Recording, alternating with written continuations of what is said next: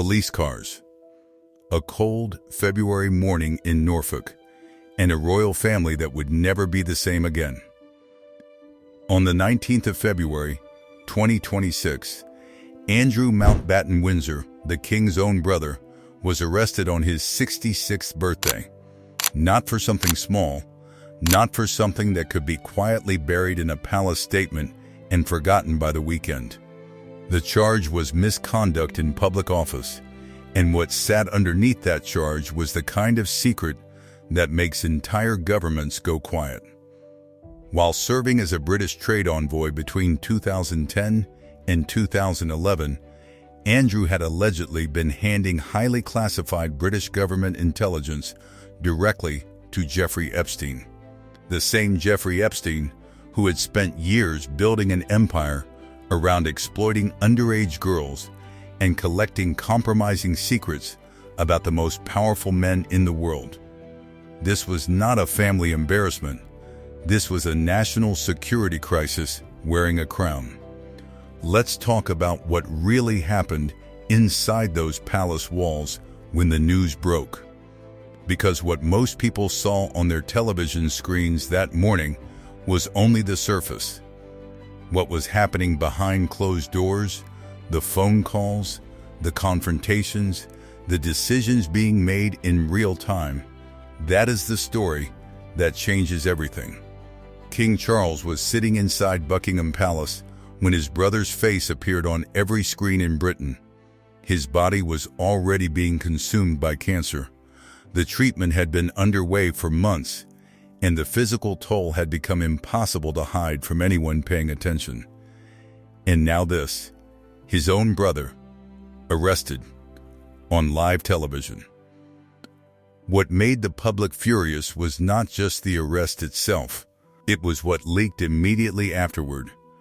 Charles had known, not just recently, for years. According to a Radar Online insider, Charles had been aware of what Andrew was doing long before any of it became public. Intelligence officials confirmed that surveillance reports documenting Andrew's activities had been delivered directly to Buckingham Palace on multiple occasions, and the palace sat on every single one of them. Whispers inside royal circles had been growing louder for a long time. Every action ever taken against Andrew, the 2019 withdrawal from public duties, the stripping of his titles in 2025, came only after public outrage made silence more dangerous than transparency. The palace never moved first.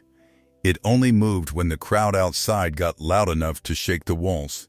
What many people don't know is that by the time Andrew was arrested, the man who was supposed to be running this institution had already quietly handed the real power somewhere else, and the person who received it was already ready. To understand how William ended up with this much authority, you have to go back to a much quieter moment in 2019. After Andrew sat across from a BBC journalist and told the entire world he had absolutely no recollection of ever meeting Virginia, the woman who accused him of having unwanted intimate contact with her when she was only 16, William did not stay silent. He did not wait. He went directly to both Charles and Queen Elizabeth and told them that Andrew had to be removed from public life immediately, that the survival of the monarchy had to matter more than protecting one man's comfort. He was shut down. Queen Elizabeth had always loved Andrew with a fierce protective devotion that overrode nearly everything else. Charles felt paralyzed between his mother and his own instincts. William kept pushing. The walls went completely deaf. So William watched. He waited. And he built something. Accounts from journalists and palace insiders revealed that William had been running his royal foundation for years with a structure that looked nothing like the traditional monarchy. A chief executive, a formal board of directors, published goals, regular public updates. He was not interested in ceremony for its own sake. He was interested in results. One former royal aide described William's management style with a single word: relentless. He questioned everything. He challenged practices that nobody else dared to touch. He made clear to everyone around him that the days of powerful courtiers making decisions behind closed doors with no accountability to anyone were finished. Meanwhile, Charles had waited 70 years for the crown.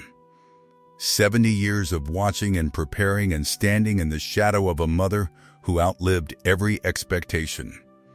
He became a grandfather before he ever wore the crown. No person in the history of the British monarchy had waited longer. And then, just 17 months after that moment finally arrived, cancer came knocking on his door. Then in March 2024, Kate announced her own cancer diagnosis following abdominal surgery and stepped back from all public duties for months of chemotherapy. Within 6 weeks, both the king and the wife of his heir were fighting cancer at the same time. Into that gap William moved, not with speeches or press announcements. Quietly, decisively, with a focus that left no room for confusion about where power was heading. The first visible signal came in 2025 when Charles handed William and Kate the authority to issue royal warrants, the official right to publicly endorse brands and products on behalf of the crown. Monarchs had always kept this locked in their own hands. Giving it away was a message. Everyone inside the palace read it clearly.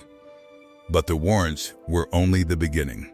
Over the 6 months leading up to the February 2026 arrest, William had become the person making every major decision involving Andrew. The removal of titles, the eviction from Royal Lodge. Every public statement the palace released about the matter had William's fingerprints all over it. A royal source told the News International that Charles was actively guiding William to make wise choices, knowing the future of the monarchy rested entirely with the Wales. Strip away the diplomatic language, and what that actually meant was this: Charles had stopped leading. He was being carried.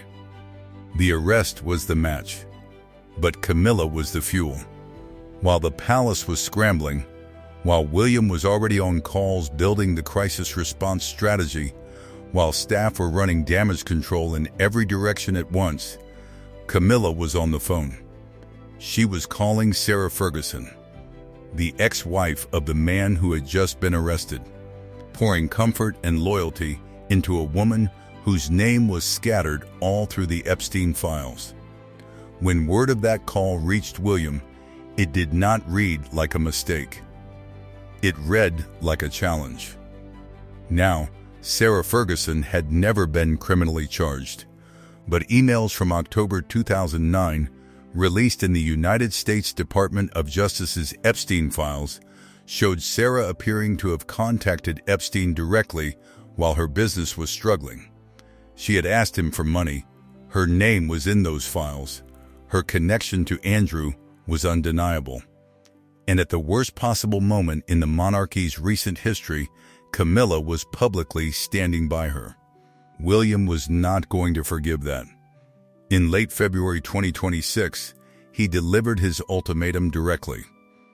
According to Radar Online, William told Camilla that the only strategy that made any sense was total and immediate separation from Sarah Ferguson.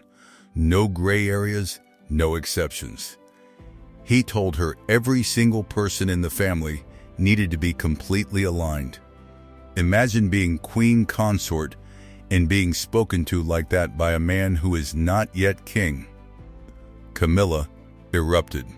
She told Charles that William had massively overstepped, that he was not the monarch, that he had no right to issue ultimatums to her as though she were a junior member of staff. And then the floor dropped out from under her.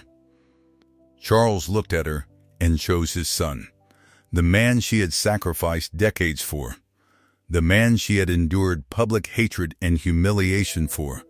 He looked at her, and he chose William. As if that was not already enough, what happened next finished Camilla in the court of public opinion in a way she never recovered from.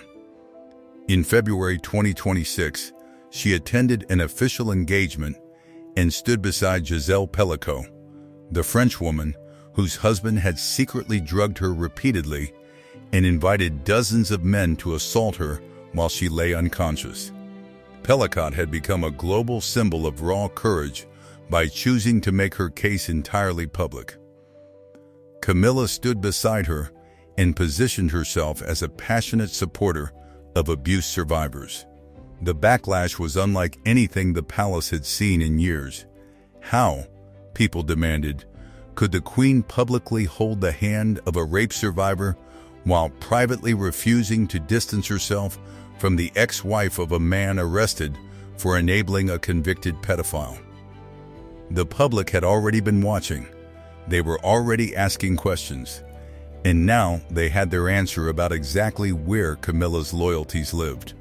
Kate was already in motion before Camilla had even finished the phone call with Sarah Ferguson.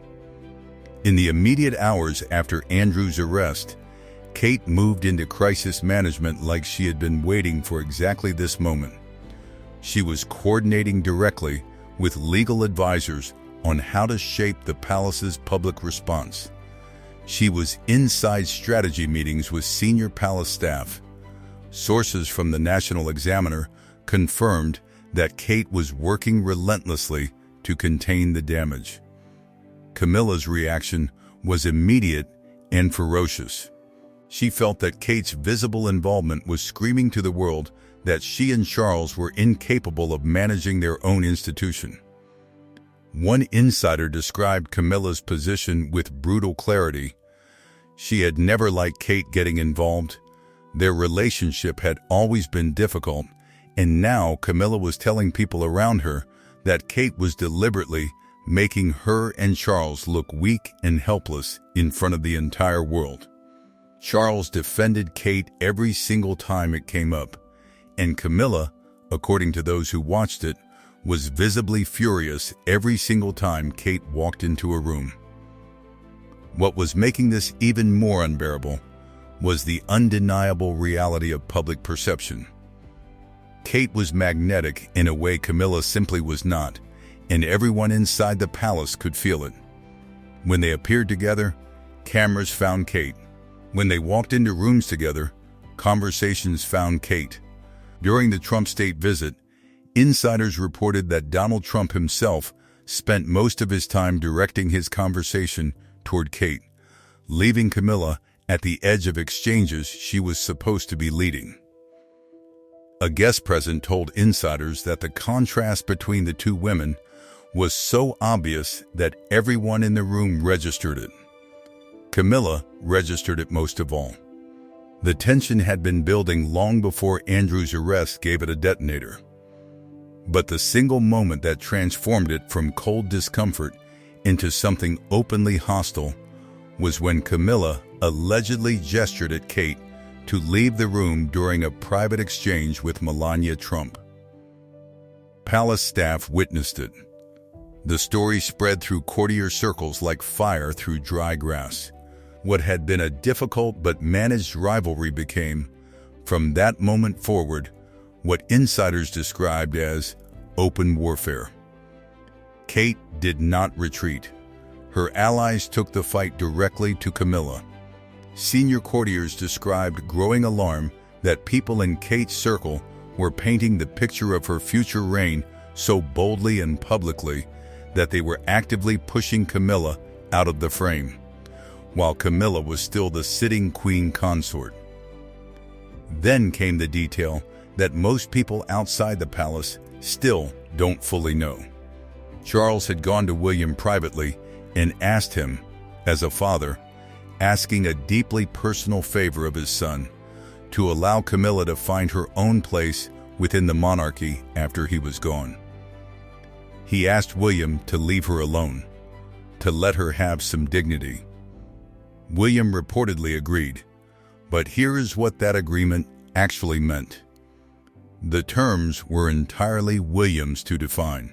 Camilla's future access to the institution, her funding, her standing, her relevance within the royal family would exist only as long as William allowed it to exist. And with Kate already functioning as the real power center of the new monarchy and everything but official title, Camilla was watching the entire architecture of her future being designed by the two people who resented her most deeply. A Radar online source said it without softening a single word. When William takes the throne, Camilla will effectively be at Kate's mercy. Sit with that for a moment. The woman who endured 2 decades of the public calling her a homewrecker to her face. The woman who fought her way back from the wreckage of Diana's death. The woman who stood inside Westminster Abbey and was crowned Queen Consort in front of the entire world after most people said it would never happen. That woman will need her stepdaughter-in-law's approval to remain relevant inside the very institution she bled for. Insiders told New Idea magazine in May 2026 that abdication rehearsals were already underway behind closed doors, modeled on the abdication of Denmark's Queen Margaret in 2023, which had been handled with a smoothness the British palace was now trying to replicate. A senior courtier told journalist Rob Shooter in March 2026 that when Charles steps back, it will look measured and dignified, with his health used as the explanation, because it is the one reason the public cannot argue with. But the truth that sits underneath all of it is something far less dignified. William had already taken on so much that the abdication, when it finally comes, will simply be the paperwork confirming a handover that has already taken place. The ceremony will happen, the cameras will be there, the world will watch and call it graceful.